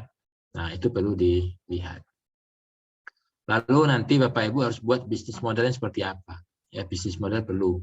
Nanti Bapak Ibu bisa buat dalam bentuk kanvas dan sebagainya. Ya, kanvas dan sebagainya. Nah, lalu yang ketujuh baru Ibu harus memperhatikan organizational capacity-nya. Ya, Bapak Ibu ya. Yang terakhir baru kita bicara leadership. Ya, leadership. Nah, lalu baru di bagian terakhir ya, baru complete your planning success. Ya, inilah yang perlu kita lihat. Seperti apa perencanaan yang sukses itu. Ya. Nah, ini sudah ada di buku ini. Silakan nanti Bapak Ibu perhatikan. Karena di buku ini juga ada contoh-contohnya, tip untuk task force, external stakeholder, how to use the matrix map, leadership assessment survey, selected reference ya. Nah, ini yang perlu Bapak Ibu coba baca ya. Baca-baca bukunya. Ya, minimal menambah wawasan. Ya, kalau ada terjemahnya boleh Bapak Ibu cari yang versi terjemahnya. Rasanya ada nih terjemahnya. Ya, di Gramedia banyak buku-buku perencanaan strategik ini yang bisa Bapak Ibu baca-baca juga sambil mengelola organisasi. Ya, kadang-kadang tidak semuanya dapat tersampaikan dengan baik, tapi Bapak Ibu bisa membaca dari buku-buku yang ada. Yang penting Bapak Ibu sudah punya frame-nya, sudah punya kerangkanya. Seperti apa perencanaan strategik yang efektif dan efisien mendukung kinerja organisasi. Ya. Nanti bukunya saya kirim sama Bu Ayu, biar Bu Ayu nanti yang mengirimkan kepada Bapak Ibu. Ya. Nah, lalu untuk tugas ya. Supaya nanti saya bisa mengasih nilai Bapak Ibu, jangan lupa ya, tugasnya adalah Bapak Ibu membuat sebuah perencanaan strategik berdasarkan buku ini di organisasi Bapak Ibu. Tidak perlu banyak-banyak, maksimal 5 halaman ya. Sehingga Bapak Ibu ada sebuah luaran yang bisa saya nilai apakah Bapak Ibu sudah paham atau belum. Ya, itu tugasnya. Nanti bukunya saya kirim ke Ibu Ayu ya.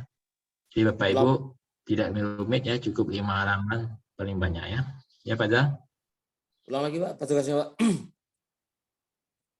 Tugasnya adalah membuat sebuah perencanaan strategik di tempat kerja Ibu masing-masing ya, seperti apa. Lihat panduan-panduan yang sudah ada, atau bisa juga membuat best practice ya di tempat kerja Ibu masing-masing. Ya.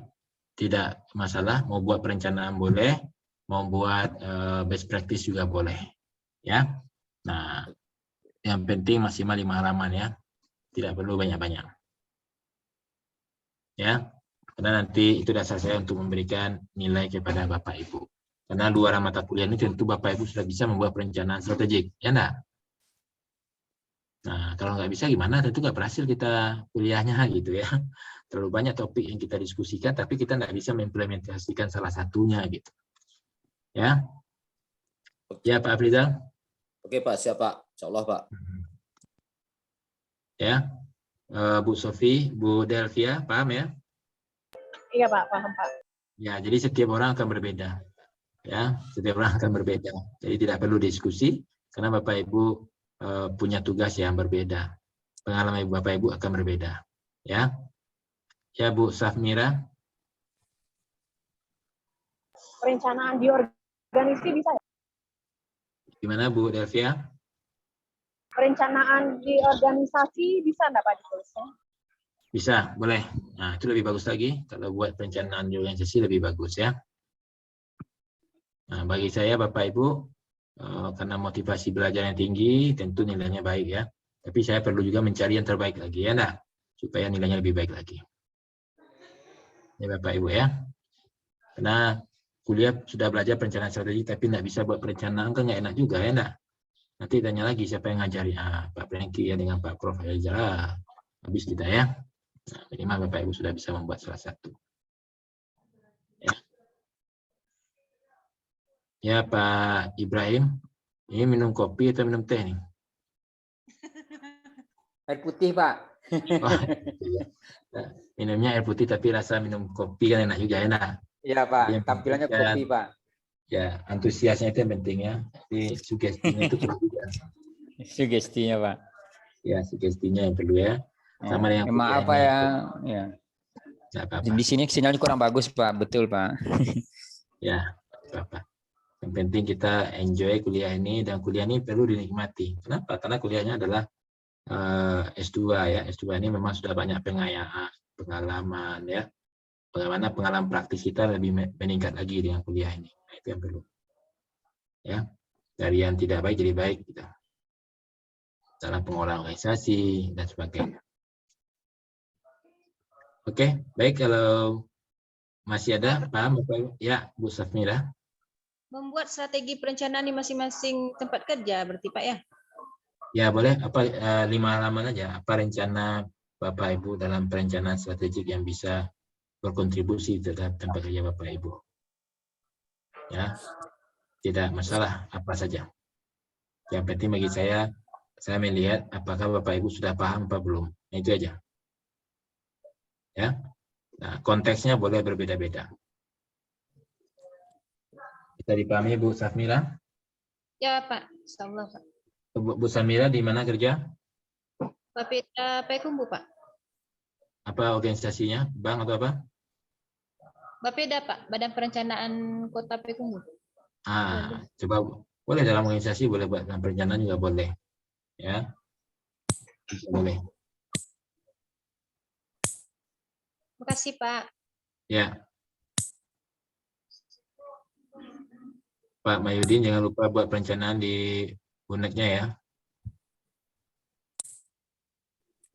Ya Pak Mayudin, Bu Widya Priyani. Ya. Ini hadir semuanya nih Bapak Ibu.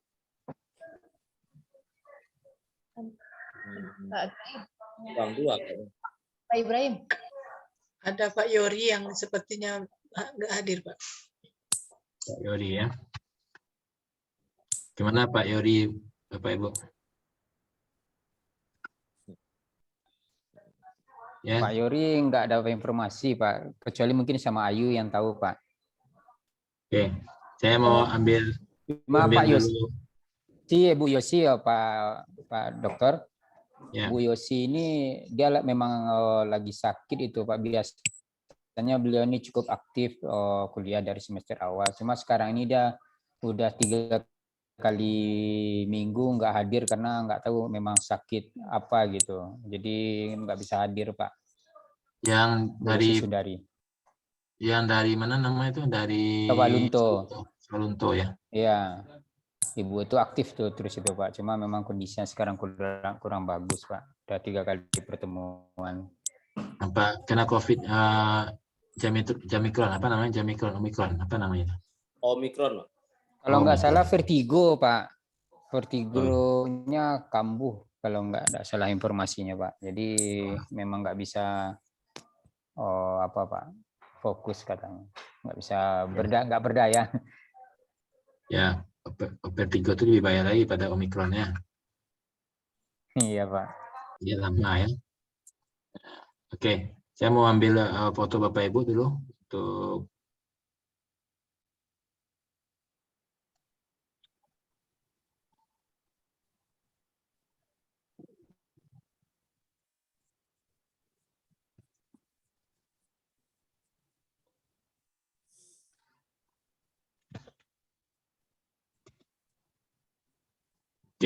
Nah, biar saya mudah mengingat Bapak Ibu nanti ketika membaca tugas, ini Bu Sofia mana nih yang nampak baca?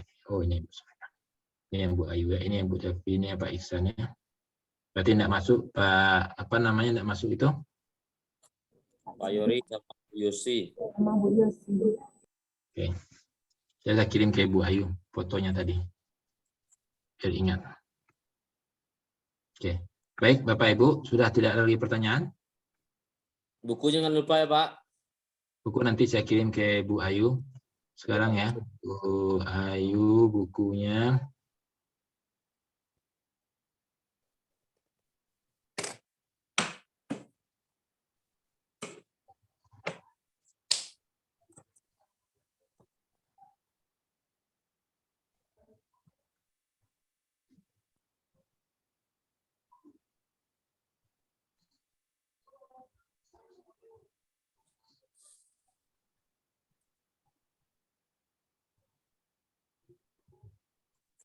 Sudah masuk Bu Ayu?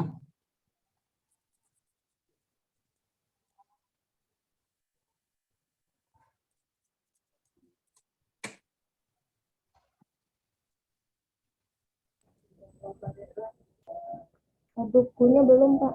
Oh, sudah, Pak. Sudah, Pak. Oke. Silakan di-share bukunya Bu Ayu supaya apa namanya kita punya pegangan untuk membuat tugas ya. Oke. Jadi ini Bapak Ibu silakan kerjakan dengan baik-baik tugas ini supaya Bapak Ibu bisa menyelesaikan. Jadi dia berbentuk sebuah tugas akhir ya untuk kuliah ini.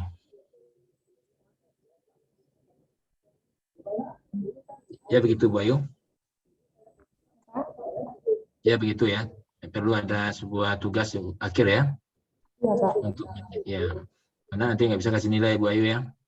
Iya, Pak. Jadi ujian Bapak Ibu itu adalah sekaligus ujian Bapak Ibu ya. Kalau Bapak Ibu nggak bekerja dengan baik, itu susah ya. Selain tugas dia juga masuk komponen penilaian untuk ujian ya. Hanya Pak. Ya. Untuk tugasnya ini dikirimkan ke mana Pak? Bu Ayu dia ada di e-learning-nya ada ya? E-learning ada Pak. Boleh masuk e-learning nanti Bu Ayu download kirim ke saya ya. Oh, gitu. Karena saya tidak bisa mengakses e-learning-nya kan. Oh iya Pak, nanti kirimkan akunnya Pak nanti. Ya karena selama ini saya tidak bisa akses apa-apa, jadi saya tidak tahu gimana caranya ya. Nah, jadi boleh itu aja Pak ya. Atau boleh juga dikirim ke Bu atau dikirim ke Bu Ayu aja, Bu Ayu kirim saya Bu Ayu. Oh, kirim kolektif aja Pak, nanti kumpul ke kampus dulu ya Pak ya Pak. Ya, jadi dibuat nanti dalam boleh soft copy ya, soft copy aja biar nanti bisa saya buka di Padang ya. Ada deadline waktunya Pak? Kapan nilai masuk terakhir Bu Ayu? Cukup 1 minggu? Maret ya, awal Maret Pak. Ya. Awal Maret. Oke, kalau gitu kita kasih waktu 2 minggu ya. Alhamdulillah, makasih Pak. Ya, buat baik-baik supaya nanti bisa untuk mengasih nilainya. Ada pertanyaan yang mau Bapak Ibu tanyakan? Kalau tidak, saya mau menyimpulkan ya materi kita yang dari tengah semester ini. Kita sudah paham sebenarnya bahwa dalam perencanaan strategik itu, Bapak Ibu ya, itu sebenarnya mulai dari proses menentukan apa yang ingin kita capai pada tahun itu, yaitu perencanaan jangka pendek. Ya, tapi ada lagi perencanaan jangka menengah, ada lagi jangka panjang. Nah, dalam perencanaan jangka panjang itu dalam kurun waktu 20 tahun, jangka menengah itu 5 tahun, jangka pendek 1 tahun. Nah, antara perencanaan jangka pendek, menengah, panjang itu dia saling terkait. Ya, perencanaan jangka menengah diturunkan dari jangka panjang, perencanaan jangka pendek diturunkan dari perencanaan jangka menengah.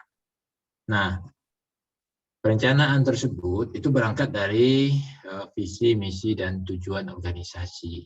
Ya, kita turunkan. Lalu baru bisa kita buat strategi, buat program, baru bisa buat kegiatan, baru kita susun anggarannya. Nah, itu yang dalam proses perencanaan. Nah, perencanaan yang baik tentu bersifat sistematis, ya, sistematis. Ya. Kenapa perlu sistematis? Karena apa? Karena kita mau mengukurnya nanti. Di mana perencanaan itu tidak terlaksana. Nah, setelah itu baru kita perlu mengeksekusi rencana. Nah, mengeksekusi rencana perlu adanya sebuah strategi ya. Kenapa? Karena di dalam eksekusi rencana itu kita melibatkan sumber daya yang berbeda-beda.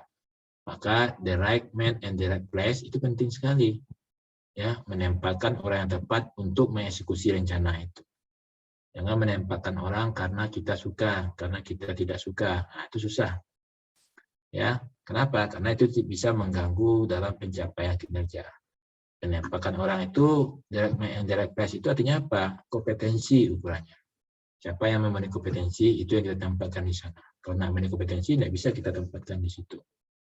Nah, setelah itu kita perlu tahu apakah dalam implementasi rencana ada enggak perubahan rencana.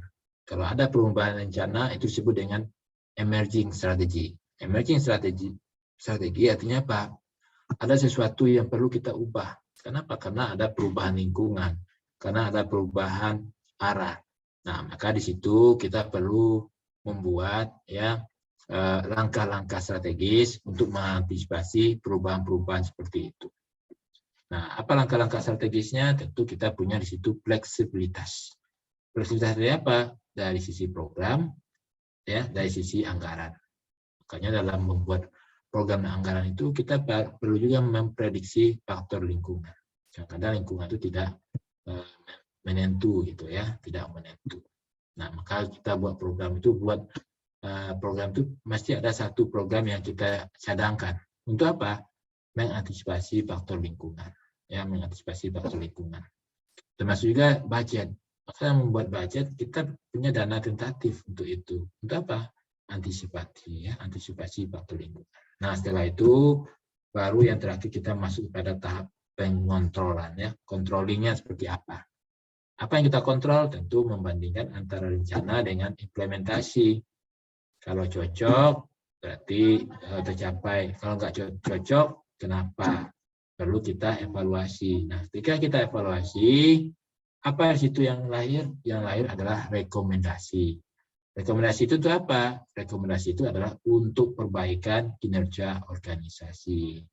Nah, itulah yang kita lakukan dalam perencanaan strategik ini. Mulai dari proses perencanaan, implementasi, sampai dengan evaluasi dan kontrol. Luaran dari evaluasi dan kontrol adalah sebuah rekomendasi. Rekomendasi itu apa nanti digunakan? Untuk kembali melakukan proses perencanaan. Nah, jadi itu yang perlu kita pahami, Bapak Ibu. Ya, jadi oleh karena itu maka saya di akhir kuliah ini saya minta kepada Bapak Ibu harus pandai membuat perencanaan strategis supaya apa? Supaya nanti ilmu yang kita diskusikan, yang kita pelajari semuanya itu bisa diimplementasikan di masing-masing organisasi Bapak Ibu. Ya. Dan masih ada pertanyaan sebelum kita akhiri Bapak Ibu, karena kita waktunya hanya sampai jam 10, sekarang masih ada waktu kita 4 menit lagi. Silakan. Nah,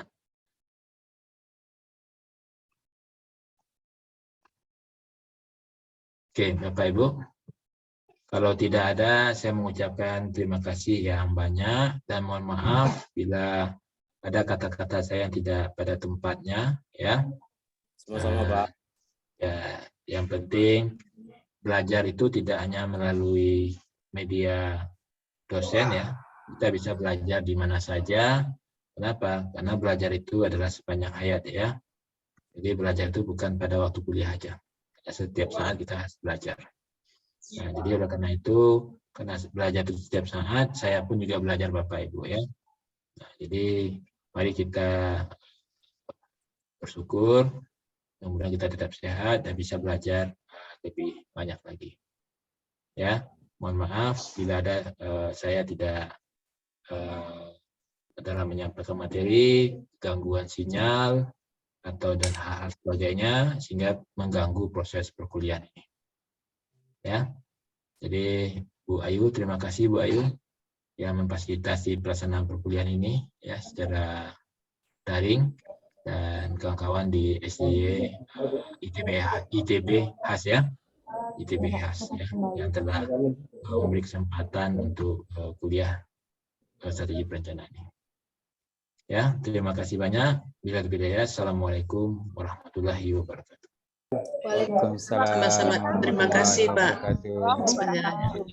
Ya, mudah-mudahan kita ketemu lagi ya dalam waktu dan materi yang berbeda. Terima kasih. Assalamualaikum warahmatullahi wabarakatuh. Waalaikumsalam warahmatullahi wabarakatuh.